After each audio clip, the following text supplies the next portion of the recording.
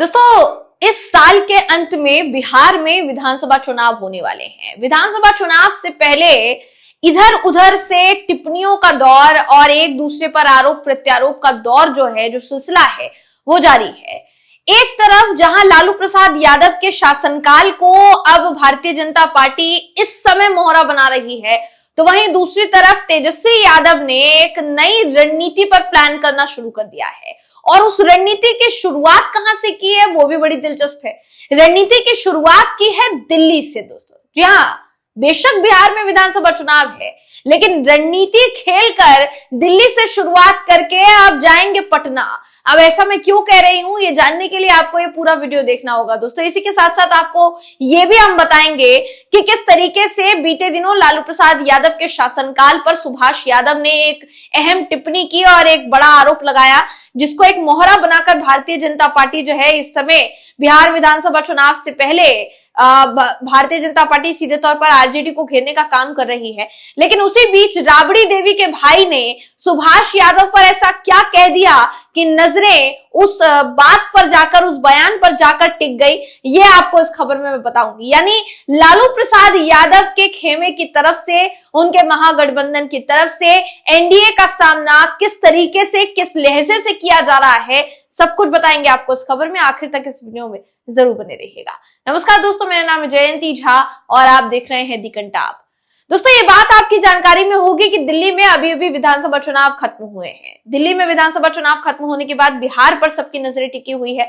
बिहार के बाद बंगाल में विधानसभा चुनाव होने हैं। हालांकि इस साल के अंत में बिहार में होंगे और अगले साल की शुरुआत में संभव है कि बंगाल में विधानसभा चुनाव हो। तो कुल मिलाकर कहा जा सकता है कि अगला टारगेट अगर तमाम पार्टियों का कोई राज्य है तो वो है बिहार, जहां पर 243 सीटें हैं दोस्तों। 225 सीटों का टारगेट भारतीय जनता पार्टी के नेतृत्व वाले गठबंधन यानी एनडीए ने रखा है। दूसरी तरफ लालू प्रसाद यादव ये कह चुके हैं कि हमारे रहते भारतीय जनता पार्टी बिहार में सरकार नहीं बना सकती। तो ऐसे में जो पार्टियां हैं, जो गठबंधन है, वो एक दूसरे से किस कदर भिड़ चुकी हैं, ये आपको बताने वाले हैं दोस्तों। फिलहाल शुरुआत देखिए करते हैं कि तेजस्वी यादव ने नई रणनीति पर प्लान करना किस तरीके से शुरू किया है। देखिए, भारतीय जनता पार्टी अभी भी, ये चौंकाने वाली बात है दोस्तों कि अभी भी लालू प्रसाद यादव के शासनकाल को लेकर ही आरजेडी को घेरने का काम कर रही है,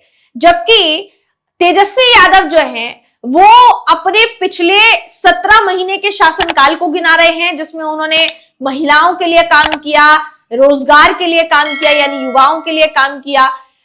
सभी वर्गों को साथ लाने का एक मंत्र वो उन्होंने उस शासनकाल में दिया था। कुल मिलाकर ये कहा जा सकता है कि विकास, रोजगार और महिलाओं के उत्थान को लेकर एक अहम मुद्दे के साथ चल रहे हैं तेजस्वी यादव।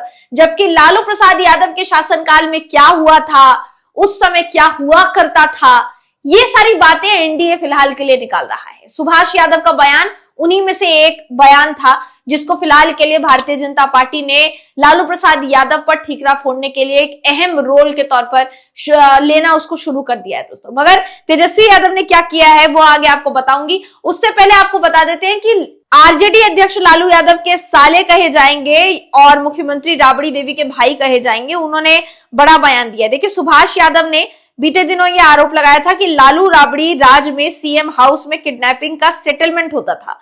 सुभाष के बड़े भाई प्रभुनाथ सिंह यादव ही उनके विरोध में अब आ गए हैं, ऐसा बताया जा रहा है।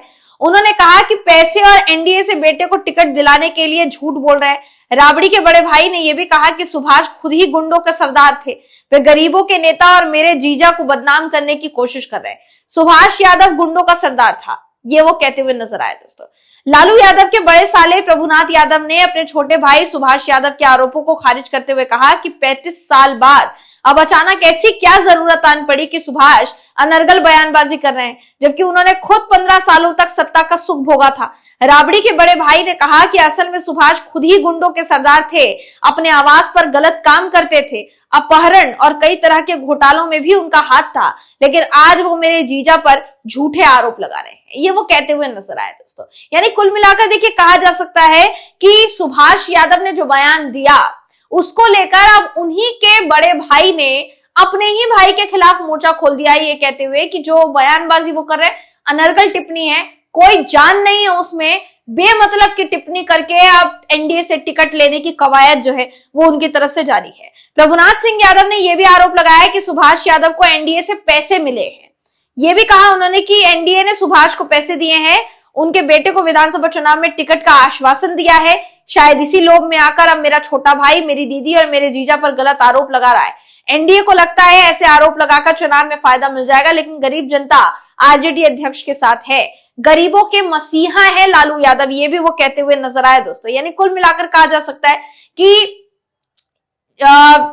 सीधे तौर पर सुभाष यादव जो है वो अपने ही बयान में फंसते हुए नजर आ रहे हैं दोस्तों। एक तरफ जहां ये सब कुछ चल रहा है, दूसरी तरफ ये भी आशंकाएं जताई जानी शुरू हो गई है कि आगामी दिनों में जैसे जैसे विधानसभा चुनाव की तारीखें नजदीक आएंगी, क्योंकि मात्र 8 महीने का वक्त विधानसभा चुनाव में बाकी रह गया है, वैसे वैसे इस बात की पूरी संभावना है कि बीजेपी नीतीश कुमार के साथ चुनाव नहीं लड़ेगी। यह दावा किया है आरजेडी के एक बड़े नेता ने दोस्तों, और ये क्या कहा है उन्होंने, देखिए आपको बता देते हैं। शक्ति यादव है, उन्होंने बड़ा बयान जो है दिया है। राष्ट्रीय जनता दल ने नीतीश कुमार को लेकर बड़ा बयान दिया है। शक्ति यादव ने यह कहा है कि बीजेपी नीतीश कुमार के साथ विधानसभा चुनाव नहीं लड़ने वाली है। यह भी वो कहते हैं कि मैं डंके की चोट पर यह बात कह रहा हूं कि कुछ दिन और साथ रखने के बाद बीजेपी नीतीश कुमार को ड्रॉप कर देगी। देखिए बीते दिनों कई ऐसे सवाल खड़े हो रहे थे नीतीश कुमार की चुप्पी के बाद कि नीतीश कुमार जो है क्या वापस से महागठबंधन के साथ जाने का उनका मन ललचा रहा है, क्या वापस से मुख्यमंत्री की शपथ लेने के लिए उनकी लार टपक रही है। ये सारी बातें नीतीश कुमार को लेकर कही जा रही थी, लेकिन यह भी कहा गया कि फिर नीतीश कुमार के उस रवैये पर भारतीय जनता पार्टी के दबाव की वजह से थोड़ी सी शांति जो है वो देखने को मिली और नीतीश कुमार ने उन तमाम आशंकाओं पर पूर्ण विराम लगा दिया।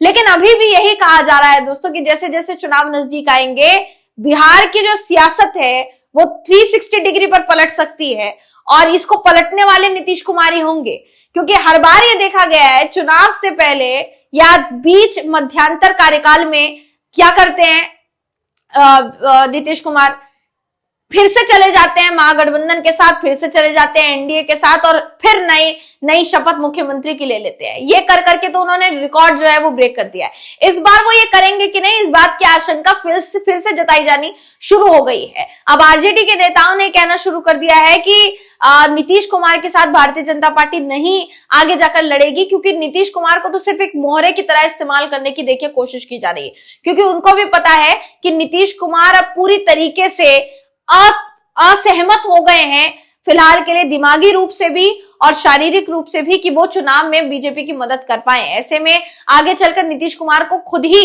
बीजेपी ड्रॉप कर देगी। इस तरीके की बातें आरजेडी के नेताओं ने करनी शुरू कर दी है। दूसरी तरफ मैंने आपको ये बताया दोस्तों कि तेजस्वी यादव क्या रणनीति अपना रहे, तो तेजस्वी यादव ने दिल्ली से शुरुआत कर दी है। दिल्ली में एक कार्यक्रम आयोजित किया गया, बताया गया कि इस कार्यक्रम को युवाओं के लिए रखा गया है, उनके कौशल को सुधारने के लिए, उनके कौशल को सबके सामने लाने के लिए उस कार्यक्रम का आयोजन किया गया है।